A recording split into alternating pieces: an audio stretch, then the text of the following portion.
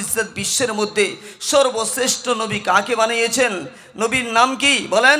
হযরতে মুহাম্মদ মুস্তাফা সাল্লাল্লাহু আলাইহি ওয়াসাল্লাম। আমাদের নাম, নবীর নামের সাথে এমন একটা শব্দ আমরা উচ্চারণ করি, যে শব্দটা উচ্চারণ করার সাথে সাথে আল্লাহ রাব্বুল ইজ্জত ওয়াল জালাল আমাদের 10টা গুনাহকে মাফ করে দেন। শুধু তা নয় বন্ধুরা, আমাদের নবীর নাম যদি আমরা মোহাব্বতের সাথে একবার লই, আরেকবার দুরূদ শরীফ পাঠ করি, বলতেছেন শুধু 10টা গুনাহ মাফ নয়, বরং তোমার নামে আমলের মধ্যে 10টা নেকি লিপিবদ্ধ করা হয়। শুধু তা নয়, যদি আপনি নবী আলাইহিস সালাতু ওয়াস সালামের নাম মন দিল ভরে যদি একবার লাও, সাল্লাল্লাহু আলাইহি ওয়াসাল্লাম বলো, আমার হাবিব বলেছেন, কোনো মানুষ যদি আল্লাহর হাবিবের নাম মন দিলের সাথে বলে, বলতেছেন আল্লাহ রাব্বুল ইজ্জত ওয়াল জালাল তার 10টা নেকি 10টা দরজাত উপলব্ধি করে দেন। সুবহানাল্লাহ। এই জন্য আমাদের নবী আসলে কি পৃথিবীর মধ্যে সবচেয়ে উত্তম নয়? সবচেয়ে উত্তম, সবচেয়ে ভালো ইমামুল মুরসালিন জানাকে বলা হয়েছে।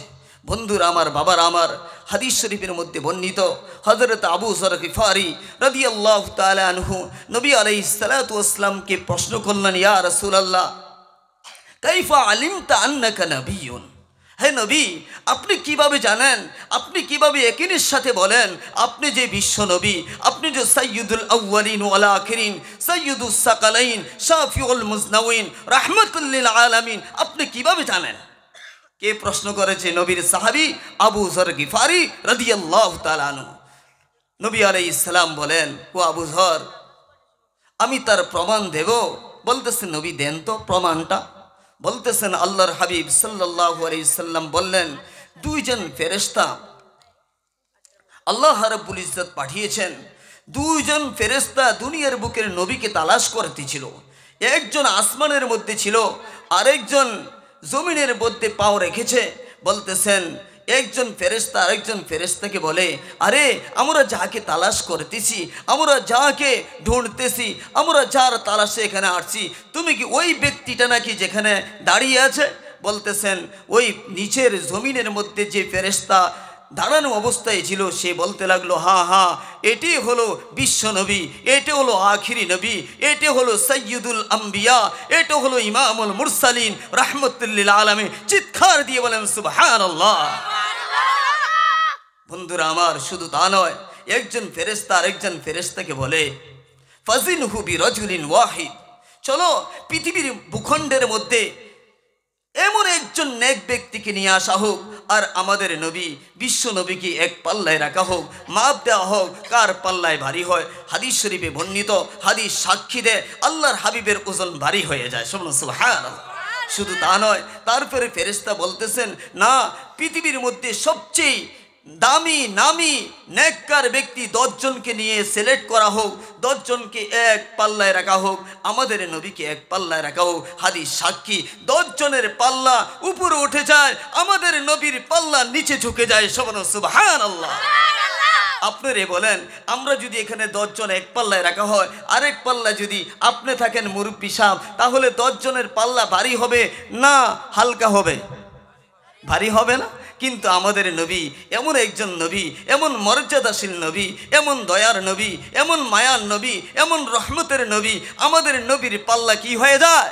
ভারী হয়ে যায়। শুধু তা নয়, এক ফেরেশতা আরেক ফেরেশতাকে ডেকে বলে, শুধু তা নয়, এখন খামসুনা রাজুল, বলতেছেন 50 জন ব্যক্তিকে এক পাল্লায় রাখা হোক, আমাদের নবীকে এক পাল্লায় রাখা হোক। হাদিস শরীফ সাক্ষী দেয় আমাদের নবীর পাল্লা ভারী হয়ে যায়, 50 জনের পাল্লা উপরে উঠে যায়। সুবহানাল্লাহ। শুধু তা নয় বন্ধুরা আমার, শুধু তা নয়, হাদিস শরীফের মধ্যে বর্ণিত আল্লাহর হাবিব বলেছেন, একজন ফেরেশতা আরেকজন ফেরেশতাকে ডেকে বলেন, এক পাল্লায় 100 জন নেককার ব্যক্তিকে রাখা হোক, আরেক পাল্লায় মুহাম্মদকে রাখা হোক। বলতেছেন, যখন মাপ দেওয়া শুরু হলো, আল্লাহর হাবিবের যে পাল্লাটা ছিল, এই পাল্লাটা ওজনে ভারী হয়ে যায়, 100 জনের পাল্লাটা ওজনে হালকা হয়ে যায়। এই ছিল আমার নবীর মর্যাদা, এই ছিল আমার নবীর সম্মান। শুধু তা নয়, একজন ফেরেশতা আরেকজন ফেরেশতাকে ডেকে বলে, জানো এই কুল কাইনাতের সমস্ত মখলুক যদি এক পাল্লায় রাখা হোক, আর আমার নবী, বিশ্ব নবী, মায়ার নবী, দয়ার নবীকে এক পাল্লায় যদি রাখা হয়, তাহলে আমার নবীর পাল্লা ভারী হয়ে যাবে, পৃথিবীর সমস্ত মখলুকাতের পাল্লা উপরে উঠে যাবে। সবাই চিৎকার দিয়ে বলেন সুবহানাল্লাহ। এমন নবী আমাদেরকে দিয়েছেন, এমন নবী আমাদেরকে দিয়েছেন। আমাদের নবী হলো সর্বশ্রেষ্ঠ, আমরা হলাম সর্বশ্রেষ্ঠ নবীর উম্মত। এই নবীর উম্মত সর্বশ্রেষ্ঠ, আমরা কি সর্বশ্রেষ্ঠ। তো এই জন্য বন্ধুরা আমার, বাবারা আমার, সব সময় নবীর দুরূদ পড়ব ইনশাআল্লাহ। পড়ব তো। নবীর দুরূদ পড়লে লাভ হবে না লস হবে? কিরকম লাভ? 10টা গুনাহ মাফ হয়ে যাবে, 10টা সোয়াব নামায়ে আমলের মধ্যে লেখা হবে, 10টা দরজাত উপলব্ধি করে দেওয়া হবে। আর কোন পৃথিবীর রবীন্দ্রনাথ ঠাকুরের নাম বললে এরকম হবে? জওহরলাল নেহরুর নাম বললে হবে? কেউর নাম বললে হবে না। আমাদের নবীর নামের সাথে এমন একটা শব্দ আল্লাহ তাআলা ফিটিং করে দিয়েছেন, বলতেছেন হে, এই নবীটাকে পৃথিবীর বুকে পাঠানোর উদ্দেশ্য হলো এই উম্মতবাসীকে মাফ করা। সুবহানাল্লাহ। আমাদেরকে মাফ করার জন্য, আমাদেরকে জান্নাত নিয়ে যাওয়ার জন্য বিশ্ব নবীকে আল্লাহ তাআলা আমাদের জন্য সিলেক্ট করেছেন, আমাদের জন্য নির্দিষ্ট করেছেন। এই জন্য আমরা খুশি না রাগ? আমরা খুশি না আমাদের যে এমন একটা নবী দান করেছেন? বন্ধুরা আমার, আমি আপনাদের সামনে সূরা আনকাবুতের 1 নম্বর আয়াতটা তেলাওয়াত করেছি। এই আয়াতের মধ্যে আল্লাহ তাআলা বলেন, আহাসিবান নাস আইয়ুতরাকু আইয়াকুলু আমান্না ওয়া হুম লা ইফতানুন। আল্লাহ রাব্বুল ইজ্জত পৃথিবীর বুকে মানবকে জন্ম দেওয়ার পর থেকে নিয়ে মানবকে মৃত্যু পর্যন্ত, মানুষ দুনিয়ার থেকে চলে যাওয়ার পর্যন্ত একটা ফাঁকি জায়গা রেখেছেন, একটা গ্যাপ জায়গা রেখেছেন। এই জায়গাটার নাম হলো হায়াত। অন্য আয়াতের মধ্যে আল্লাহ তাআলা বলেন, আল্লাযী খালাকাল মাউতা ওয়াল হায়াতা লিয়াবলুয়াকুম আইয়ুকুম আহসানু আমালা। আমার আল্লাহ ডেকে বলেন, ও মানব সমাজ, ও মানবেরাম, তোদেরকে আমি পৃথিবীর বুকে জন্ম দিয়েছি। জন্ম দেওয়া এটা না, তোদেরকে দুনিয়ার মধ্যে তোরা তফরি করবি, তোরা দুনিয়ার মধ্যে ঘোরাফেরা করবি, দুনিয়ার মধ্যে শুধু এশ আরামের মধ্যে, এশ বিলাসিকতার মধ্যে থাকবি। আল্লাহ রাব্বুল ইজ্জত দুনিয়াতে এই জন্য আমাদেরকে পাঠায় নাই, বরং আল্লাহ রাব্বুল ইজ্জত আমাদেরকে দুনিয়ার মধ্যে পরীক্ষার জন্য পাঠিয়েছেন। কিসের জন্য? আল্লাহ রাব্বুল ইজ্জত আমাদেরকে পরীক্ষার জন্য পাঠিয়েছেন। কিসের জন্য বাবা? পরীক্ষা। এই পরীক্ষা আসলে প্রত্যেকটা মানুষের সাথে তার পেরেশানি, তার খুশি, আরাম, আয়েশ, প্রত্যেকটা জিন্দিগির সেকেন্ড হলো আমাদের জন্য পরীক্ষা। জিন্দিগির বুলুগিয়াত থেকে নিয়ে, সাবালক হওয়ার থেকে নিয়ে মরণ পর্যন্তের প্রত্যেকটা সেকেন্ড আমাদের জন্য কি? পরীক্ষা। কারণ আল্লাহ তাআলা বলেন, বান্দারে তুই ঈমান নিয়ে আসছ, ঈমান নিয়ে আসার পরে আমি তোদেরকে এমনইভাবে জান্নাত দিয়ে দেব, তোদেরকে আমি পরীক্ষা করব না, তোকে আমি ছেড়ে দেব, এটা হতেই পারে না। এই জন্য আল্লাহ বলেন, আহাসিবান নাস, মানুষকে এটা গুমান করে আইয়ুতরাকু, তাদেরকে ছেড়ে দেওয়া হবে, আইয়াকুলু আমান্না, যখন তারা ইমানদার হলো, যখন তারা লা ইলাহা ইল্লাল্লাহ মুহাম্মাদুর রাসূলুল্লাহ পাঠ করেছে, পাঠ করার পরে তাদেরকে আমি ছেড়ে দেব। কে বলতেছেন?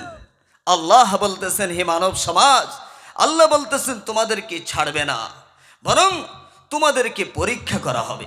সাধারণ একটা লাউ যদি আমরা বাজারে যাই ক্রয় করতে, তখন লাউটা কচি না বাতি, তাহলে আমরা দেখি না, না এভাবে নিয়ে ফেলি, নখ দিয়ে আমরা কি করি? দাবাই, দাবানোর পরে দেখি লাউটা কচি কিনা। কচি যদি হয় তাহলে তার ঘাটটার ধরে আমরা বাড়িতে নিয়ে আসি, তেমন না? তেমন না ভাই, কথা বলবেন তেমন নেই? তথরূপভাবে সাধারণ একটা জিনিস আপনি ক্রয় করার জন্য বিবেচনা করেন, সাধারণ একটা জিনিস ক্রয় করার জন্য আপনারা চিন্তা ফিকির করেন, তাহলে আল্লাহ রাব্বুল ইজ্জত এই পৃথিবীর থেকে 10 গুণী বড়ি জান্নাত আপনাদেরকে দান করবে, আল্লাহ কি আপনাদের আজমাইশ করবে না? আল্লাহ তাআলা কি আপনাদের পরীক্ষা করবে না? অবশ্যই পরীক্ষা করবে, করবে না ইনশাল্লাহ? বন্ধুরা আমার, আল্লাহ রাব্বুল আলামিন কোরআনের মধ্যে বলেন, ওয়ালাকাদ ফাতান্নাল্লাযীনা মিন ক্বাবলিহিম ফালায়া'লামান্নাল্লাহুল্লাযীনা সাদাকু ওয়ালায়া'লামান্নাল কাযিবিন। আমার আল্লাহ বলেন, ও পৃথিবীর মানবেরা, ও পৃথিবীর মানুষেরা, তোদেরকে আমি খেলাধুলার জন্য সৃজন করি নাই, তোদেরকে পৃথিবীর বুকে দৌড়াদৌড়ি করার জন্য সৃজন করে নাই, তোদেরকে পৃথিবীর বুকে খেত খামার করার জন্য আমি সৃষ্টি করে নাই, বরং আমি আল্লাহ রাব্বুল ইজ্জত ওয়াল জালাল তোদেরকে আজমাইশের জন্য সৃষ্টি করেছি। আপনারাই বলেন, এই পরীক্ষার অবস্থা ভিন্ন। কারণ একজন মানুষ, কেউ বাজারে যায় কফন কেনার জন্য, কেউ মার্কেটে যায় ছেলের বিবাহের সামান জোগাড় করার জন্য, যায় না? কেউ আরেকবার নিজের স্ত্রীকে দুলা বানিয়ে বাড়িতে নিয়ে আসার জন্য যায়, কেউ আরেকবার নিজের স্ত্রীকে পালঙের মধ্যে নিয়ে কবরে শোয়ানোর জন্য যায়, যায় না? কেউ আরেকবার মাকে নিয়ে হজ করতে যায়, কেউ আরেকবার মাকে নিয়ে হাসপাতালে যায়, যায় না? যায় না? কেউর ব্যবসার মধ্যে লাভ হয়, কেউর ব্যবসার মধ্যে ক্ষতি হয়, হয় না? কেউর ব্যবসায় ক্ষতি হয়, কেউ ব্যবসার লস হয়। বন্ধুরা আমার, এই সমস্ত শৃঙ্খলা একমাত্র আল্লাহ রেখেছে আমাদের পরীক্ষার জন্য। কিসের জন্য? পরীক্ষার জন্য রেখেছেন। এই জন্য আল্লাহ বলেন, আহাসিবান নাস আইয়ুতরাকু আইয়াকুলু আমান্না ওয়া হুম লা ইফতানুন। অবশ্যই তোমরা পরীক্ষার সম্মুখীন হতে হবে, কারণ পরীক্ষা ছাড়া মানুষ উপলব্ধি হতে পারে না, পরীক্ষা ছাড়া মানুষে উচ্চ শিখরে পৌঁছতে পারে না, পরীক্ষা ছাড়া মানুষকে যাচাই করা যায় না। এই জন্য আমার আল্লাহ বলেছেন, ও বান্দা, তোমরা তৈয়ার থাকো পরীক্ষার জন্য। তোমার প্রত্যেকটা সেকেন্ড হলো পরীক্ষা, তোমার প্রত্যেকটা সেকেন্ড পরীক্ষা। কেউ আরামে আছে, এটাও তোমার জন্য পরীক্ষা। কেউ দুঃখে আছে, এটাও তোমার জন্য পরীক্ষা। কেউ সুখে আছে, এটাও তোমার জন্য পরীক্ষা। কেউ খুব চিন্তিত আছে, এটাও তোমার জন্য পরীক্ষা। সমস্ত জিনিস হলো বান্দার পরীক্ষার জন্য আমি রেখেছি। কিসের জন্য রেখেছি? এই জন্য কবি বলেন, দরুদুনিয়া কসে বেগম নবাশাদ अगर बाशद बनियादम नबाशन दरु दुनिया कसे बेगम नबाशन अगर बाशन बनियादम नबाशन दरु दुनिया कसे यारी नदीदम अगर दीदम वफादारी नदीदम दुनिया के मशगूलों में भी बाखुदा रहे सबके साथ रह के भी सबसे जुदा रहे। सुबहानाल्लाह तकबीर। বন্ধুরা আমার, পৃথিবীর মানুষ আসবে আর চিন্তা হবে না, এটা হতেই পারে না। পৃথিবী আপনাদের মধ্যে কেউ আসেনি কি ভাই আমার জন্মের পর থেকে আমি কোনো টেনশন আমার আসে নাই? আছে এমন কোনো ব্যক্তি? পরিচয় দিতে পারবেন? কেউ দিতে পারবেন না। আদম সন্তান হবে, তার সাথে টেনশন যুক্ত হবেই। কিন্তু বন্ধুরা আমার, বাবারা আমার, একটা হলো বেচিন, একটা হলো পেরেশানি, দুটোর মধ্যে পার্থক্য আছে। একটা হলো উদ্বিগ্ন মহামার্ম, বলতেছেন এগুলোর মধ্যে মানুষের মধ্যে পার্থক্য আছে। আমাদের মধ্যে সবাই আমরা পেরেশান হয় না? বলতেছেন পেরেশান হওয়াটা হলো ইমানদারের সিফত। কার সিফত? কার সিফত? জোরে বলো, কার সিফত? মানুষ পেরেশান হবে না, এটা হতেই পারে না। প্রত্যেকটা ইমানদার পেরেশান, প্রত্যেকটা ইমানদার পেরেশান। বন্ধুরা আমার, বাবারা আমার, একদিন ছাত্র আমাকে প্রশ্ন করেছে, হুজুর, আল্লাহ রাব্বুল ইজ্জত ওয়াল জালাল বলেছেন মুসলমানের জন্য পৃথিবীটা কষ্ট, পৃথিবীটা আর দুনিয়া সিজনুল মুমিনিন ওয়া জান্নাতুল লিল কাফিরিন।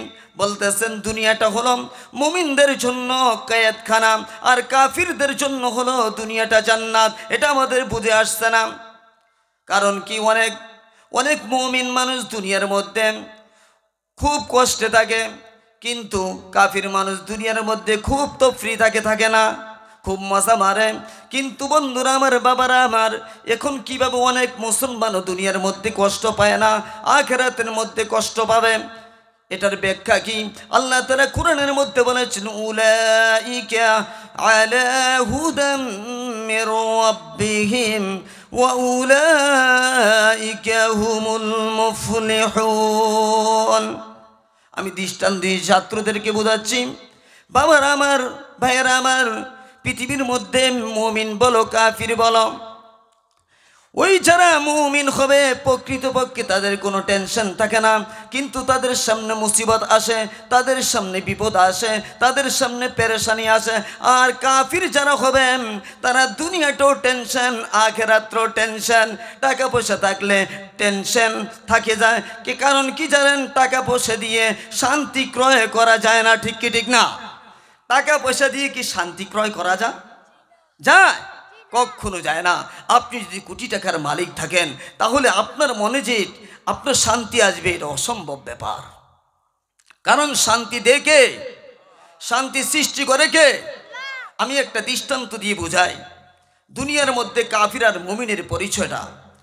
একজন ব্যক্তি মুসলমান, সে ট্রেনে উঠেছে রাজধানী এক্সপ্রেসে। কোথায়? রাজধানী এক্সপ্রেসে উঠেছে। সেই যাবে দিল্লি। কোথায় যাবে? দিল্লি যাবে। আরেকজন লোকের কাফির ব্যক্তি, সেও দিল্লি, সেই তেলিয়ামুড়া যাবে। কোথায় যাবে? তেলিয়ামুড়া যাবে। কিন্তু রাজধানী এক্সপ্রেসের সে তেলিয়ামুড়া থামে না। কি করে না? থামে না। তার টিকিটও আছে, ওই মুমিন ব্যক্তিরও টিকিটও আছে। মুমিন ব্যক্তি যেরকম ভাবে বাতাস খায়, কাফির ব্যক্তিও তেমন বাতাস খায়। মুমিন ব্যক্তির কাছে যেমন টিকিট, কাফিরের কাছেও তেমন টিকিট। মুমিন ব্যক্তি যেরকম ভাবে মুড়ি, ছানাচুর সব কিছু ডাব্বার মধ্যে নিয়ে আসে না, মুমিন ব্যক্তির পকেটে টাকা নাই। কি নাই? টাকা নাই, খেতে পারে না। কিন্তু কাফির ব্যক্তি, তার পকেটে টাকা আছে, কুদ্দুর পর বাইরে নিয়ে আসে না? বাইরে নিয়ে আসে, বাইরে নিয়ে খায়, মুড়ি খায়, চানাচুর খায়, শশা খায়, সব কিছু খায়। কিন্তু আপনি বলেন ওই কাফির ব্যক্তি স্টেশন কোথায়? তেলিয়ামুড়া। কোথায়? কিন্তু তেলিয়ামুড়া সেই রাজধানী এক্সপ্রেসের সে কি থামার জায়গা আছে? জায়গা নাই। এখন বলেন, উপর দিয়ে সব মজা, সব কিছু ঠিক আছে, কিন্তু তার অন্তরে কি মজা আছে, শান্তি আছে? অন্তর বেচিন, তার অন্তরের মধ্যে অস্থির। কারণ তার কি নাই? বলেন, তার গন্তব্যস্থল ঠিক নাই। তার কি নাই?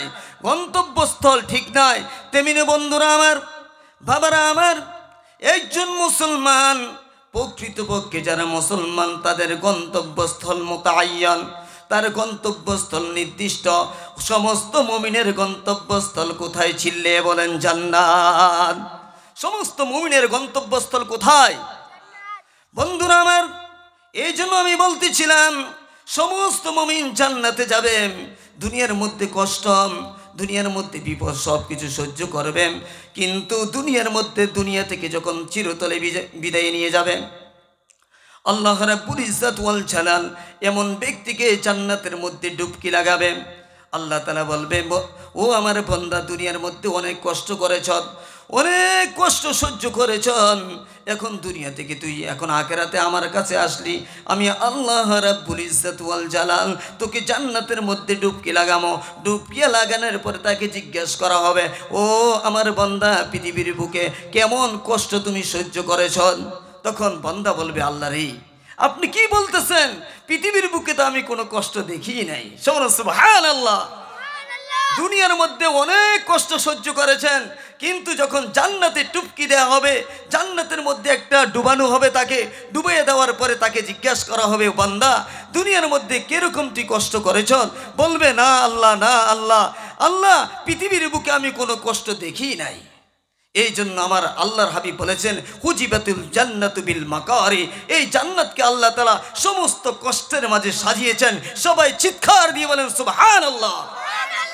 কি দিয়ে সাজিয়েছেন? কষ্ট দিয়ে সাজিয়েছেন। এই জন্য মুমিন যারা হয় তারা কষ্ট তো করে, তারা কিন্তু পেরেশান হয়, কিন্তু অস্থির হয় না। কাফিরের মনের মধ্যে অস্থিরতা থাকে, কি থাকে? অস্থিরতা থাকে, কিন্তু মুমিনের অন্তরে অস্থিরতা থাকে না, কারণ তার গন্তব্যস্থল নির্দিষ্ট। তার গন্তব্যস্থল কি? নির্দিষ্ট। এই জন্য কোনো টেনশন নাই। আল্লাহ রাব্বুল ইজ্জত আমাদের সবাইকে জান্নাতের জন্য কবুল করুক। সবাই বলেন আল্লাহুম্মা আমিন। কারণ বন্ধুরা আমার, বাবারা আমার,